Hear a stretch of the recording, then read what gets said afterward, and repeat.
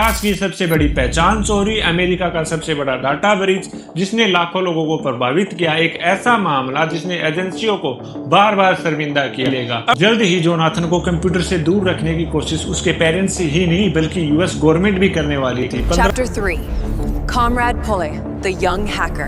इस बार उसने सिर्फ सिस्टम नहीं तोड़ा, उसने कुछ डाउनलोड भी किया। उसने $17 लाख की कीमत का एक प्रोप्रिएटरी सॉफ्टवेयर डाउनलोड किया। ये सॉफ्टवेयर इंटरनेशनल स्पेस स्टेशन में ह्यूमिडिटी और टेम्परेचर को कंट्रोल करने के काम आता है। 2 महीने बाद जोनाथन ने अपना अगला टारगेट चुना, पेंटागोन।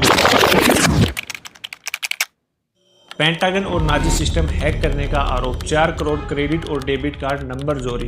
ऊपर से देखने पर इंटरनेशनल स्पेस स्टेशन का टेम्परेचर अप्रोक्सीमेटली 120 डिग्री सेल्सियस तक पहुंच जाता है और इसका टेम्परेचर और ह्यूमिडिटी को कंट्रोल करने वाला सिस्टम अंदर का माहौल इंसान के रहने लायक बनाता है। अगर ये सिस्टम गलती से फेल हो जाए तो अंदर मौजूद अंतरिक्ष यात्री जिंदा जल सकता है और एक हैकर ने अभी इस सिस्टम के सॉफ्टवेयर तक पहुंच बना ली है।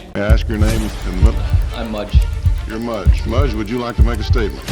At the Loft, I specialize in writing software programs for exploring computer network security and operating system security. My current projects include finding vulnerabilities in Microsoft Windows NT Security.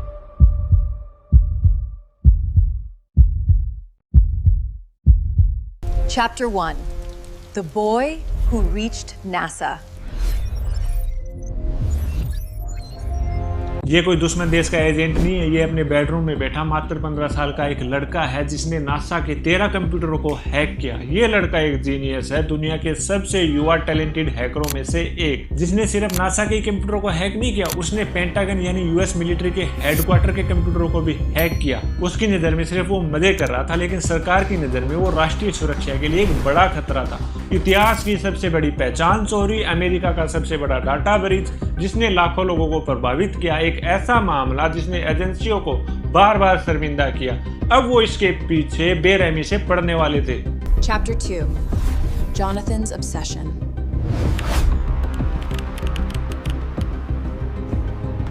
साल 1989, south Florida का छोटा सा इलाका। यह है Jonathan जेम्सेल, जिसकी उम्र सिर्फ 6 साल है। जब सभी बच्चे घर से बाहर खेल रहे होते हैं तो जोनाथन अपने घर के कंप्यूटर से चिपका रहता है। शुरुआत में वो सिर्फ गेम खेलता है। उसके पेरेंट्स उसकी इस आदत से परेशान हो जाते हैं क्योंकि उसके पिता एक प्रोग्रामर थे, इसलिए वो अपने कंप्यूटर में पैटर्नल प्रोटेक्शन लगा लेते हैं। लेकिन जोनाथन 6 साल की उम्र में ही वो पैटर्नल प्रोटेक्शन तोड़ देता है। किशोर अवस्था में जोनाथन ने सी प्रोग्रामिंग लैंग्वेज और यूनिक्स ऑपरेटिंग सिस्टम पढ़ना शुरू किया। ये वही यूनिक्स है जो बाद में चलकर लिनक्स और मैक ओएस ऑपरेटिंग सिस्टम की नींव बना। वह घंटों सोर्स कोड पढ़ता और दूसरे कंप्यूटर एक्सपर्ट से बात करता। वह रात भर कंप्यूटर पर बैठा रहता था। एक दिन जोनाथन ने अपने घर के कंप्यूटर से विंडोज हटाकर के लिनक्स ऑपरेटिंग सिस्टम इंस्टॉल कर दिया। ऐसा करने के लिए उससे किसी ने नहीं कहा था, लेकिन उसे कोई रोक भी नहीं सकता था। उसके कंप्यूटर को लेकर उसके घर में अक्सर झगड़े होते रहते थे।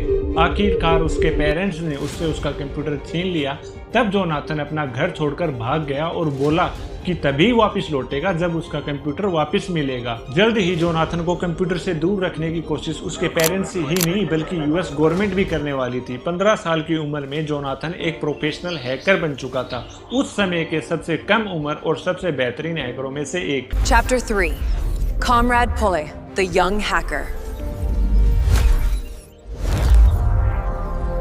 इंटरनेट पर जोनाथन का नाम कॉमरेड था। वो सिस्टम में घुसता, कमजोरी ढूंढता और आगे बढ़ता था। ना ही वो कोई डाटा चुराता था, ना ही वायरस फैलाता था, बल्कि कभी कभी सिस्टम के एडमिन को ईमेल करके कमजोरी बताता और उसे कैसे ठीक किया जाए ये भी बताता था। Chapter 4 NASA Breach.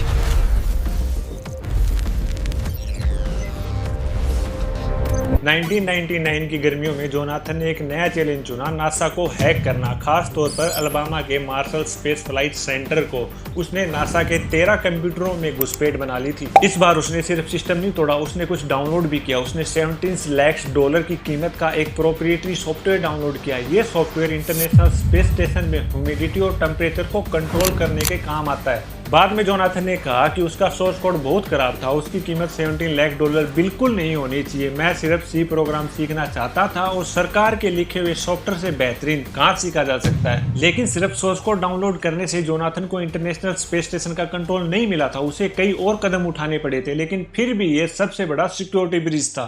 जब नासा को इसके बारे में पता चला तो उन्हें अपने सिस्टम लगभग 3 हफ्तों तक बंद रखने पड़े। इससे अप्रोक्सीमेटली $40,000 का उन्हें नुकसान हुआ। Chapter 5 Pentagon Hack. उसके 2 महीने बाद जोनाथन ने अपना अगला टारगेट चुना पेंटागोनल को, खासतौर पर डिफेंस थ्रेटिंग रिड्यूसिंग एजेंसी। यह जैविक, रासायनिक और परमाणु हथियार से जुड़े खतरों का विश्लेषण करती थी। जोनाथन ने वर्जीनिया के सर्वर में घुसकर बैकडोर इंस्टॉल किया और 3300 से भी ज्यादा मैसेजों को इंटरप्शन किया और 19 कर्मचारियों के यूजर नेम और पासवर्ड हासिल किए। जोनाथन को लगता था ये कोई बड़ी बात नहीं है, उसके लिए एक हार्मलेस एक्सप्लोरेशन था, लेकिन कानून एजेंसियां ऐसा नहीं मानती थी। Chapter 6 FBI at the door. जनवरी 2000 की एक सुबह जोनाथन अभी 16 इयर्स का हुआ था। उसकी मां कमरे में आई और बोली, जोनाथन बेटा, FBI दरवाजे पर है। वो उसी के लिए आए थे।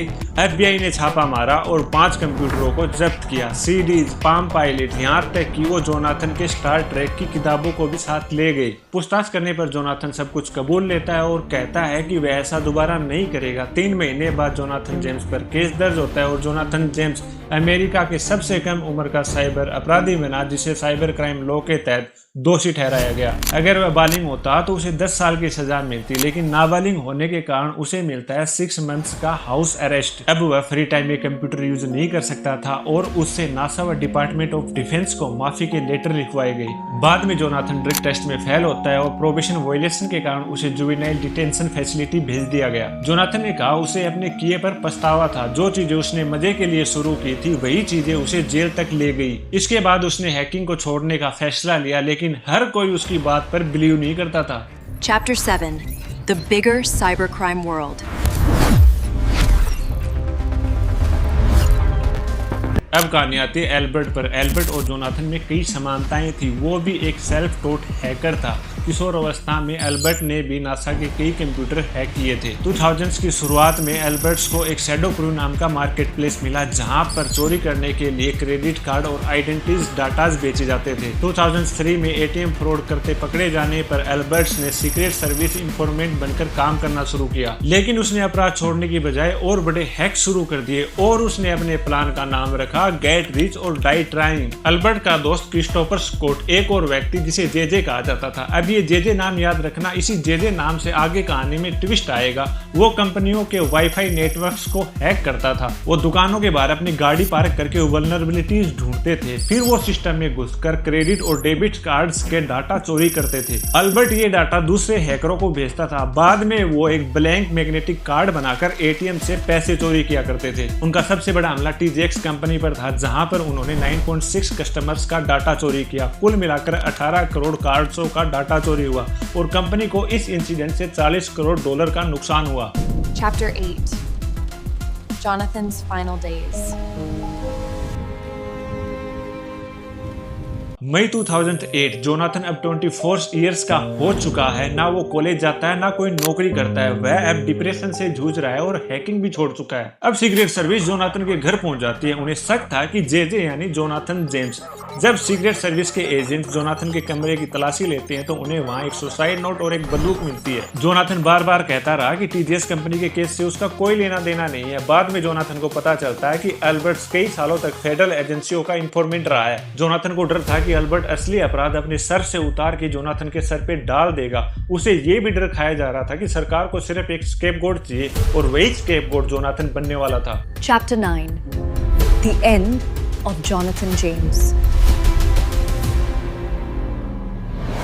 18 मई 2008 को घर पर छापे के 2 हफ्ते बाद जोनाथन जेम्स मृत पाया गया। उसने खुद को गोली मार ली और उसने पीछे से एक सुसाइड नोट छोड़ा। जोनाथन जेम्स ने सुसाइड नोट में लिखा कि मुझे न्याय व्यवस्था पर बिल्कुल भरोसा नहीं है। मैंने हालातों पर अपना नियंत्रण खो दिया है और इसे वापस पाने का सिर्फ एक यही तरीका बचा है। जेल में 20, 10 और 5 साल बिताना, वो भी किसी ऐसे अपराध के लिए जो मैंने किया ही नहीं। यह मेरी जीत नहीं होगी। मैं आजाद मरना पसंद करूंगा। मार्च 2010 में एल्बर्ट को 20 साल की जेल हुई और क्रिस्टोफर स्कॉट को सिर्फ 7 साल की सजा मिली। बाद में माना गया कि जेजे शायद जोनाथन जेम्स नहीं था, बल्कि वो स्टीवन वार्ड था। Final chapter Talent needs direction.